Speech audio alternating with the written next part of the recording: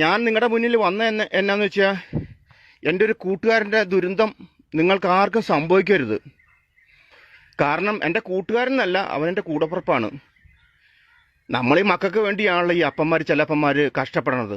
കാരണം മക്കൾ നമ്മുടെ ചോരയാണല്ലോ. അപ്പോൾ ചെറുക്കൻ വീട്ടിൽ കിടന്ന് ബഹളം വെച്ചപ്പോഴത്തേക്കും അവനൊരു ബൈക്ക് വേണം, 3.5 ലക്ഷം രൂപയുടെ ബൈക്ക് വേണം. അപ്പം കൂട്ടുകാരന്മാർക്കൊക്കെ ഉണ്ട്, മേടിച്ചു തരണമെന്ന് പറഞ്ഞ് എൻ്റെ കൂട്ടുകാരൻ കടവും വിലയൊക്കെ മേടിച്ച് ഇവന് ഒരു എന്തോ 3.5 ലക്ഷം രൂപയുടെ ബൈക്ക് മേടിച്ചു കൊടുത്ത് ഇവൻ ആ ബൈക്കിൽ കയറി റോക്കറ്റ് പോകണ മാതിരി റോട്ടിയിട്ടങ്ങ് പോയിട്ട് ഒരു ബസ്സിൻ്റെ അടിയിട്ട് കയറിയിട്ട് റോക്കറ്റ് പൊട്ടണ മാതിരി അവനങ്ങ് പൊട്ടി. അവൻ്റെ സൂക്കേടും തീർന്നു. ഈ മരണവാർത്ത അമ്മ അറിഞ്ഞ് അമ്മയ്ക്ക് പ്രഷർ കയറി. ലാസ്റ്റ് അമ്മ നിലത്ത് വീണ് തലഞ്ഞരമ്പ് പൊട്ടി, അമ്മയും തീർന്നു. ഈ ദുഃഖവാർത്ത അപ്പനറിഞ്ഞ് ലാസ്റ്റ് അപ്പന് താങ്ങാൻ വയ്യാണ്ട് നീറി ഒരു കത്തെഴുതി വച്ചിട്ട് അവൻ ആത്മഹത്യ ചെയ്ത് കത്തിലെന്താ എഴുതി വെച്ചതെന്ന് അറിയാമോ? അവൻ കാരണമാണ് അവൻ്റെ മോൻ മരിക്കാൻ കാര്യമൊന്നും. ശരിയല്ലേ? നമ്മൾ മക്കളെ പട്ടിണി എന്താണെന്നോ ദുരിതം എന്താണെന്നോ പ്രയാസങ്ങൾ എന്താണെന്നൊന്നും നമ്മൾ അറിയിക്കുന്നില്ല. അതാണ് തെറ്റ്.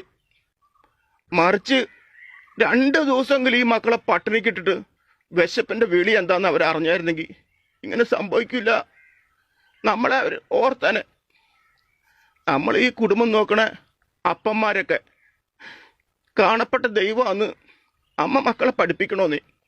അങ്ങനെയൊക്കെ വന്നായിരുന്നെങ്കിൽ ഒന്നും സംഭവിക്കില്ല.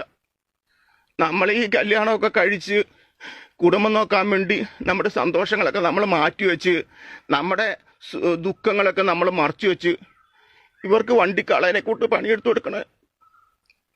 നമ്മളിങ്ങനെ തെറ്റാന്നേ, നമ്മളിങ്ങനെ തെറ്റാ.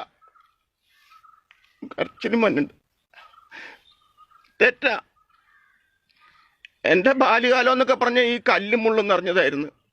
അന്ന് നാഴി കഞ്ഞിവെള്ളം കുടിക്കാനൊക്കെ ഞങ്ങൾ ആഗ്രഹിച്ചിട്ടുണ്ട്, കൊതിച്ചിട്ടുണ്ട്. അന്ന് ഞങ്ങൾ വിശപ്പ് അടക്കണ എന്നാന്ന് വെച്ച് കഴിഞ്ഞാൽ ചക്ക, മാങ്ങ, കപ്പ, ആഞ്ഞിലിപ്പഴം, കൊട്ടങ്ങാപ്പഴമൊക്കെ വയറ് നിറച്ച് നിന്ന് വെള്ളവും കുടിച്ചാണ് വിശപ്പ് മാറ്റണത്. അന്ന് ഞങ്ങളുടെ പെരേ കോലപ്പരയാട്ടോ. എന്ന് വെച്ചാൽ മഴ പെയ്ത് കഴിഞ്ഞാൽ വെള്ളം മുഴുവൻ അകത്ത് വീഴും. അത്രയ്ക്ക് ചോർച്ച.